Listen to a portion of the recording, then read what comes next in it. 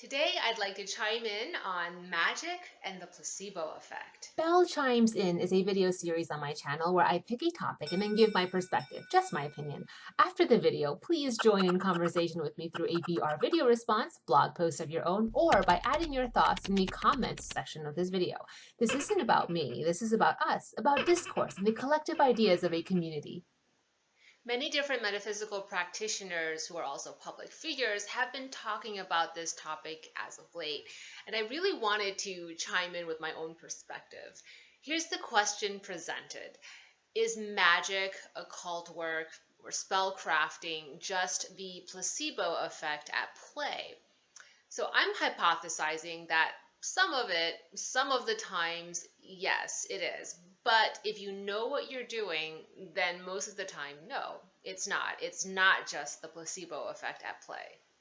First, what exactly do we even mean by magic or occult work anyway? So here's the thing. By and large, scientists and skeptics are going to consider acupuncture, acupressure, magnet therapy, reflexology, Reiki, and Qigong to be magic.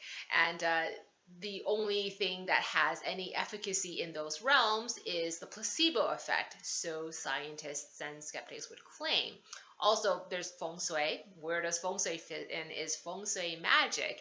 Is it occult? And how about aromatherapy, homeopathy, and all the other different kinds of holistic healing methodologies that I haven't even named? This chat is going to focus on spell crafting only since I've titled this video with the word magic. And I just don't think feng shui, acupuncture, traditional Chinese medicine, which is essentially herbology or qigong, are forms of magic. Spell crafting, okay, magic. So that's what we're going to focus on. Before we talk about magic, let's talk about the placebo effect. So, a Harvard Health Journal documented incredible research by medical scientists that essentially proved that the placebo effect is real. Your mind can absolutely convince your body to heal itself when there's an external stimuli, such as fake treatment, a so-called sugar pill, or even hocus pocus magic. The placebo actually changes your brain chemistry, causing it to alleviate pain through the release of endorphins. Now, science tells us that under the right circumstances, a placebo treatment can be as effective as medically proven treatments. The placebo effect isn't just positive thinking or the law of attraction. It's a bit more precise than that. It's receiving a formalized treatment or procedure that your mind is totally convinced will produce a particular result for you. There has to be some sort of external stimuli that brings together into collaboration your mind and your body, and that's how a placebo can produce actual scientifically documented healing results. The placebo effect requires the ritual of treatment. Now, understanding what placebos can and cannot do, at least according to scientists at this time, is also interesting. So if you have a tumor or high blood pressure, clogged arteries, or smaller bronchial tubes and thus suffer from asthma, the placebo effect has not been proven by science to be able to actually shrink a tumor or lower your blood pressure or unclog your arteries or give you bigger bronchial tubes. So the placebo effect doesn't work in that way at all. Rather, what placebos can do is to change your perception. So a placebo can actually change your perception of pain, which is totally real to you on your end, or change your perception of stress, fatigue, insomnia, nausea, happiness, and just all forms of pain and suffering. A placebo can change your perception of that pain and suffering. That's what science has proven placebos can do. Science has not proven that placebos can make objective physiological modifications to your body. And I think that's an important disclaimer and distinction to make when we're going to talk about placebos and magic. A Harvard Medical School professor ran a study and found that even when people were being told they were being given a placebo pill, they still experienced the placebo effect. They still experienced measurable improvement in their health conditions. So even if you are perfectly conscious that you're taking a placebo, there's still something going on in your subconscious or even the unconscious part of your mind coordinating with your body to produce a healing effect. Isn't that cool? In other words, you can go through the ritual of having a magical spell performed on you and think it's total bullshit, but the ritual itself can still produce a measurable healing effect because the efficacy isn't hinged on your conscious belief system.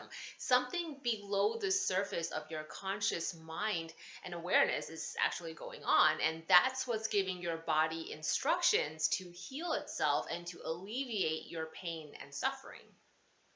All right, now that we've talked a bit about the placebo effect, let's see if we can talk about what magic and spellcrafting is all about. In Bell Chimes In #1, I talked about the infrastructure that is the God principle and how we're all connected into that unit circle that is the God principle. That connection is an unseen energy, something psychic, something for most lay individuals will manifest as just intuition and emotion. However, it's definitely much more than just intuition and emotion. Just like how this cup of water is made up of a bunch of atoms you can't perceive through your five physical senses. This cup of water is also made up of something else you can't perceive with your five physical senses. And that's what the Chinese call qi. Qi is the unseen metaphysical life force. If we want to get even more specific with the terminology, according to Chinese medicine and Chinese metaphysics, it's not just qi, but there's also jing and sheng, and together jing, qi, and sheng make up the three treasures. Jing is what facilitates reproduction and transfiguration. For this cup of water, its jing is what enables it to freeze into ice or poof, vaporize. In humans, jing is how we reproduce and make babies. Those with fertility or virility issues typically have something imbalanced with their jing. Shen, you can say Shen, it's okay, is now, if I may get new agey on you, it's the part of you that's divine. Right, but how about this glass of water? Yes, Shen is that part of the water that's divine. No, seriously, hear me out. Shen is the essence in everything that's connected to a singular God principle, a source energy, a pantheistic perspective of being. Just to be clear, we're also interconnected by a collective qi life force. I know, it's so confusing. Qi is life force. It's what makes you sentient. It is your being. Shen is your divinity. It is your soul connection to a higher consciousness, a supernal consciousness. Remember the conversation we had in Bell Chimes In #1 when I talked about deity being made up of a centralized network and regional networks and you're dialed into both and all of it all together is deity? Yeah, so using the internet as a metaphor, Shen is how you are connected to the internet. I know, now Shen is so easy to understand. I use all this Chinese Taoist philosophy, esoteric sorcery mumbo jumbo, and no one gets what the heck Shen is, or Shen. I say it's like your internet connection, and boom, everyone's got it. Got it. Okay, to be fair, it's a little more complicated than that. Shen is the little piece of source energy or the divine that fuels your life force that makes you you. It's you, but it's also deity. It's both you and deity.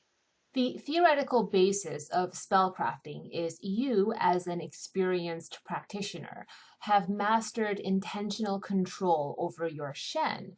Then use your Shen to forge a powerful connection with an object's Shen, let's say this cup of water. Everything that is part of this material physical world has Shen, or more precisely, is a conduit for Shen, and everything we perceive is just various formulations and manipulations of that Shen. Shen is the primary energy a metaphysical practitioner works with.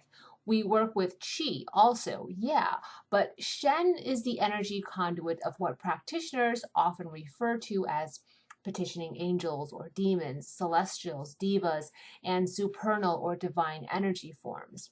And kind of like how a hacker, once connected to your hardware through the internet, can plant viruses, spy on you, can even take stuff from your computing system, do all sorts of stuff to your end, even though that hacker is physically nowhere to be seen.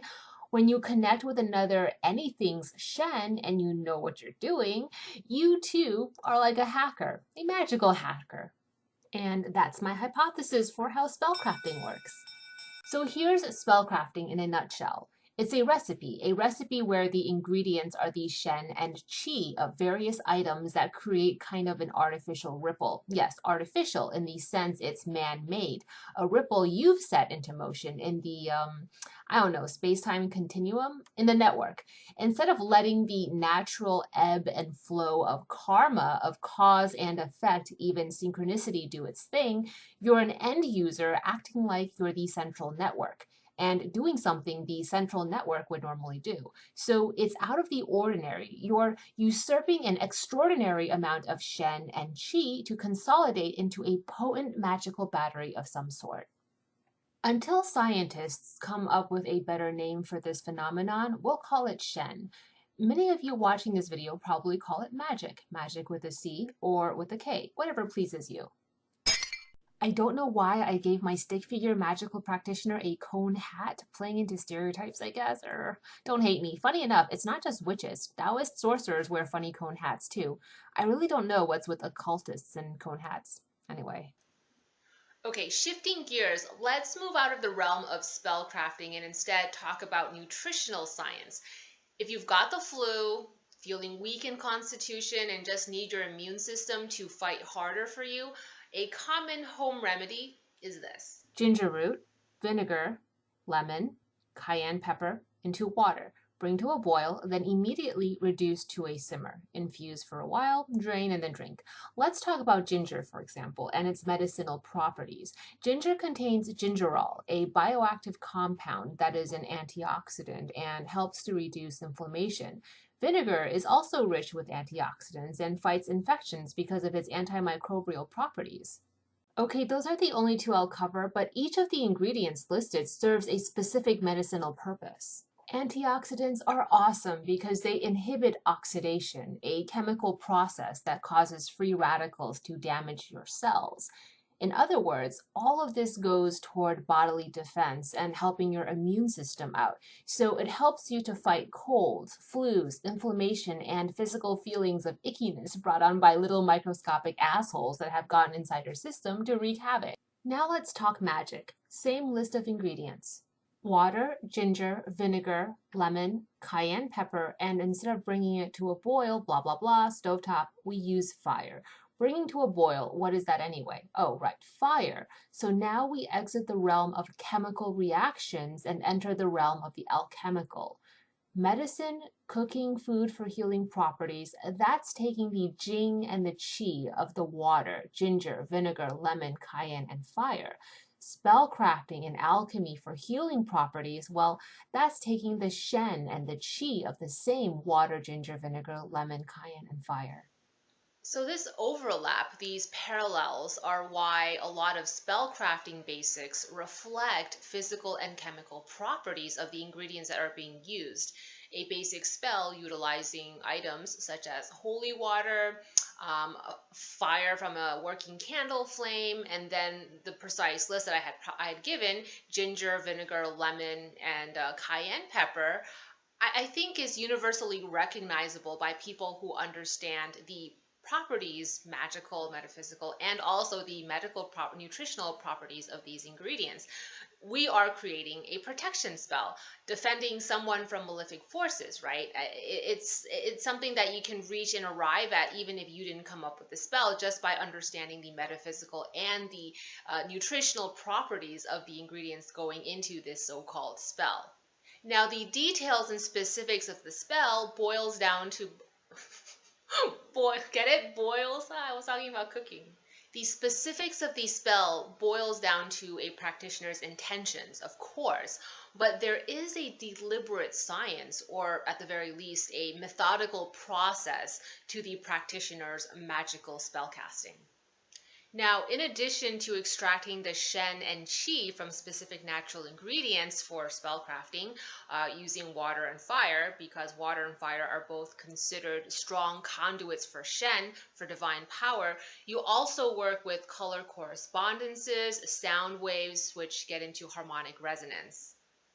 When we say the practitioner's intentions or setting intentions, it's much more than just, oh, I wish on a lucky star type of setting intentions. In spellcrafting, the concept of setting intentions is deliberate, methodical. It's about going into that pantheistic network that connects all of us and everything and psychically working with a form of magnetic field.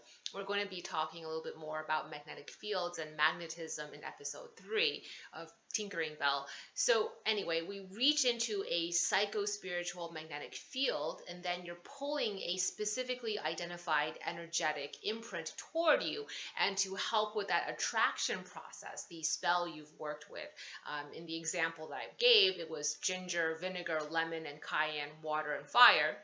That acts as the magnet, the alchemical magnet that draws the specifically identified energy along a specifically identified pathway. So in chemistry, certain elements and processes have to come together in a specific way. Alchemically, spellcrafting is no different than that. It's absolutely methodical. So let's review. Medicine is drawing upon the Jing and Qi essences of ingredients to extract specific benefits from their chemistry. We're looking at physical properties.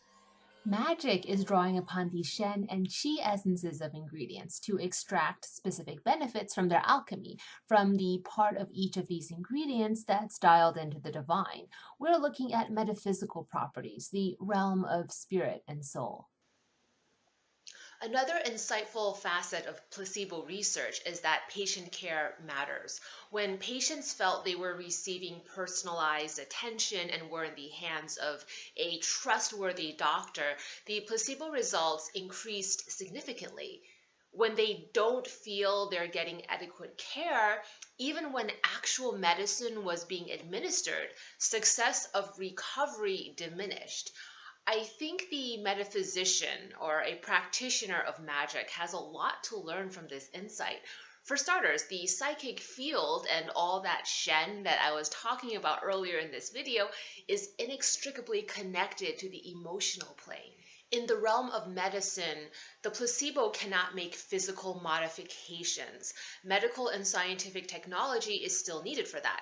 In medicine, the placebo is effective to the extent of making changes to perception. So how you feel about pain and suffering is what changes based on a placebo. In the realm of magic, sure, the placebo is in effect some of the times, just like it is in medicine, but magic can create changes in our lives that I just don't think the placebo can fully account for. How a curse or a hex plays out when there was no knowledge of the act being done and no external ritualistic stimuli as it is needed in placebos doesn't account for the efficacy of curses and hexes when done right. Many people in the same room experiencing the same psychic phenomenon or spirit presence isn't necessarily explained by placebo either. Physical evidence left behind after a summoning or a petitioning isn't explained by placebo. Necromancy certainly isn't explained by placebo. There is still a metaphysical technology to magic, which is why I deliberately used the word artificial earlier. Just like a scientific innovation, magical innovation is a form of artificiality. It's technology, it's man-made, and it's a change to the universe that's artificial. By the way, even in the realm of medical science, part of the time that actual medicine has been administered, researchers acknowledge that the placebo effect can still be at play. With actual medicine, it's the physical healing, but there's also, in part, the placebo effect. Spellcrafting is exactly the same in that sense. Sure, in many instances, it can be the placebo effect helping things along, but to cast all of spellcrafting into the realm of placebo, it does a great disservice to the realm of science. Science takes its first cues of innovation from magic, intuition, creativity, and emotion. Science is born from a place that's actually quite unscientific. It's then the application of a rigorous scientific method that pulls what used to be magic into the realm of science. You see, science needs magic, but magic doesn't need science. People need science. Let's be clear about that. We need science, but magic doesn't need any of us, and it doesn't need to prove itself to us. Now, come on, this isn't about me. This is about us. What are your thoughts on magic and the placebo effect?